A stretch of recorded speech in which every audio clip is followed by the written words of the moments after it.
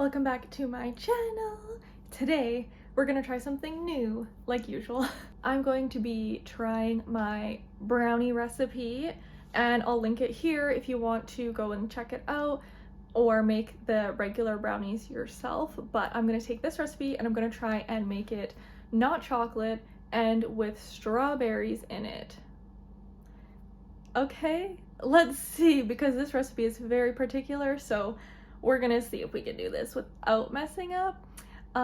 Let's go. Alrighty, first things first, we're gonna grab our mixing bowl because we're going to need to beat or whip. We have our reduced aquafaba. So here I took the aquafaba from a can of chickpeas, and I'll overlay the clips here. I just put it on really low on the stove and then I reduce it until it is half a cup. I'm like a hair short on here, but that's okay. We will make up for it somewhere else. So what I'm going to do is put our reduced half cup of aquafaba in our bowl. We're going to add in our cream of tartar, 1/4 teaspoon. Alrighty, we popped it in here with our balloon whisk on, and then we're just going to beat it low, whip it on low, just until it gets a little bit frothy and lighter in color. And we're gonna whip it on medium for about 5 minutes. While that's going, we're going to prepare our strawberries.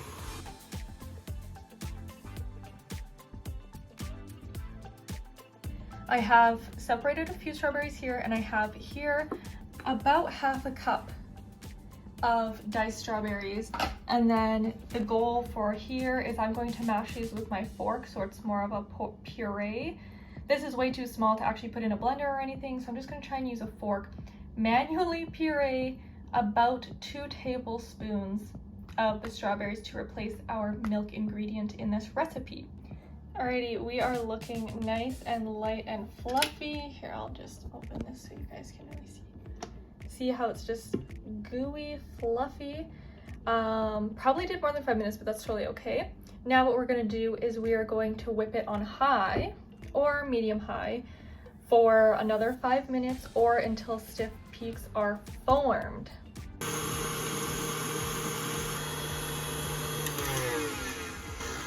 Alrighty y'all, we have hit our 5-minute timer mark, so let's see. Okay, we do not have stiff peaks yet, so let's keep whisking. Whisking I guess is the right word.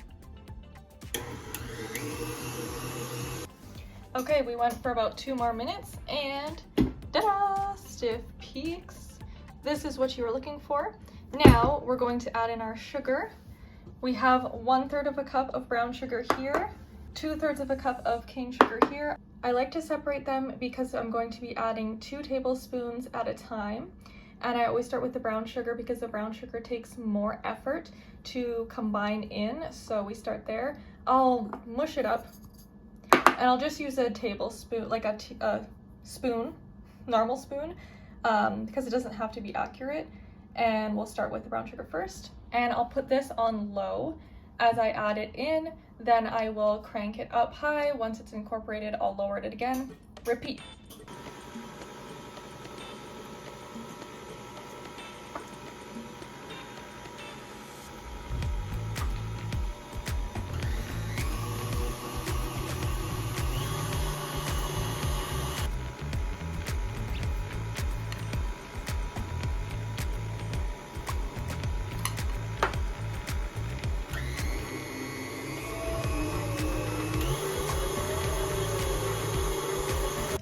Check it.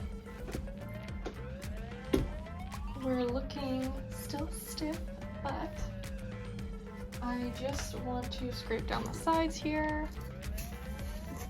It's looking like the perfect consistency so far. What this is right now is basically a meringue. Alrighty, so we're whipping for 2 minutes, so let's just put it back down. We'll do 1 more minute here now that we've scraped the sides down.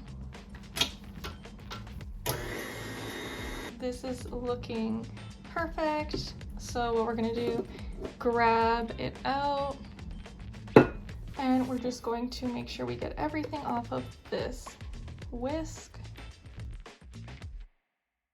Now, if you were to try this, right now it is so sweet and sugary and delicious, like a marshmallow almost. It's so good. Alrighty, we're just gonna set this aside momentarily while we sift our dry ingredients together. 3/4 of a cup of 1-to-1 gluten-free flour.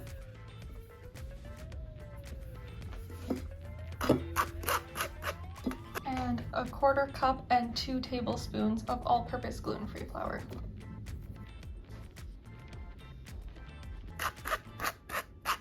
Half a teaspoon of salt, half a teaspoon of baking powder. Now I'm just gonna whisk it quickly together here. In the original video and recipe, it uses cocoa powder, so I just replaced the cocoa powder with flour. Instead, I did not do it 1-to-1. I'll put up the ratio on the screen. We're gonna take this, we're gonna grab our meringue again, and we're gonna sift it over top. I'm just gonna do half and the other half. Now, sifting this is going to make sure first that we have everything incorporated before we're adding it in again. And secondly, normally this is just because of the cocoa powder, it can clump and then it doesn't incorporate into the rest of the mix as it should. But I'm just gonna follow this. And if you have little salt or whatever left over, just dump that right in. Look at that.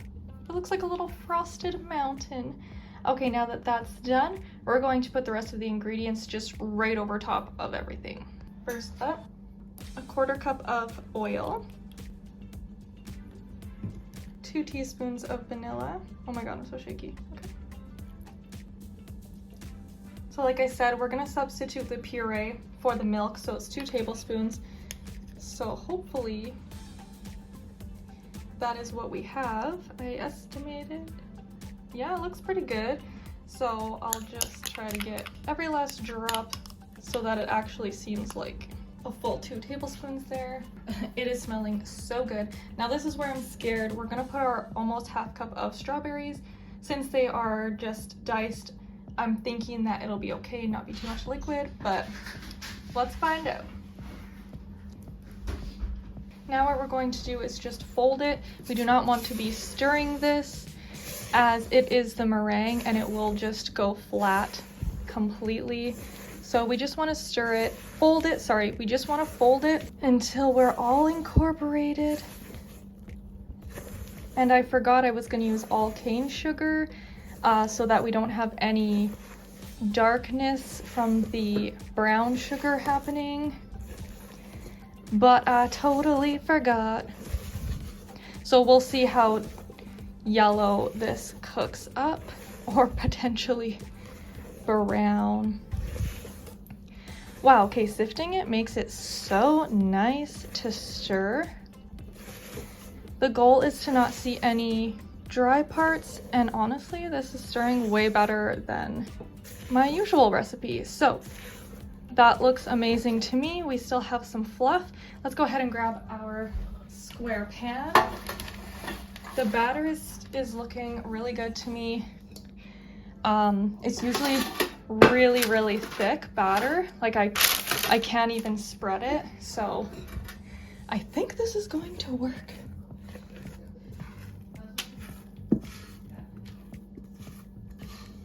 We'll also see how pink they turn out, considering there was only 2 tablespoons of strawberry puree. Okay, this looks so good. I normally literally just leave it like this. Just leave it in a big pile like that. Stick it in the oven, 325 for 40 minutes. Alrighty, y'all, the timer went off. I actually put 45 minutes because oftentimes my regular recipe, I do end up putting them on. Sorry, I'm out of breath. I just ran down here from upstairs. They normally do take 45 minutes, normally like with the chocolate. And since we have the strawberries, I thought let's just do 45. So toothpick tip, oh, we're so crispy on top. They might not have even needed. Okay, now I'm scared that they're overcooked. Okay, I just took them out of the pan to ensure that they stop cooking, but we're not sticking to the parchment. Okay, that is a really good sign. We are so fragile. Okay, but it's just out of the oven, so of course it's gonna be fragile. Let's let this cool. We'll check in back with you in like an hour or so. I'm just gonna leave it on the table here and we'll be back. Alrighty, y'all. We are back from our run with the run crew, and I see Clay packed up my brownies for me, and he tried some, he taste tested some. So he said deliciousness, so I'm super excited to try them out now. Let's take another little look-see-poo. They're looking delectable. Okay, now we see, wait, let me show you the bottom. The bottom, not sticky. Win. Okay, let's give it a try.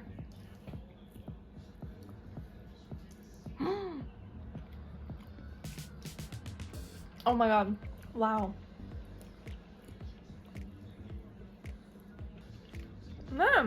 Okay, that's amazing. So sweet, so good. Literally, well, I can't even talk. It tastes like a strawberry shortcake brownie. It's that, like, I would say fudgy, but fudgy that doesn't have chocolate, like, doesn't make sense. Oh my god, I'm so happy with how these turned out. They turned out so good. This is a treat. Oh my god, it's so sweet. It's so weird because it's so similar to the regular brownies, like without the strawberries and everything. It's so weird because it's so similar. So good. Okay, I'm so happy this worked out. I was really terrified that there'd be too much liquid and this would not work out. Clearly, it's just worked out perfectly. So if you don't like chocolate, this would be perfect for you. You could even put white chocolate on the top, melt white chocolate down and drizzle it on the top before you bake it. That would be so good. Okay, these are so delicious, sweet, fudgy without being chocolate, and perfection. So I will leave you with that. I hope you give it a try. Like I said, I have made the regular recipe before. It is on my channel and I will link it in the video, like I said, and maybe I'll link it below, or maybe I'll put it as my, anyways. I hope you enjoyed. I hope you learned something new, and I will see you in the next video. Bye.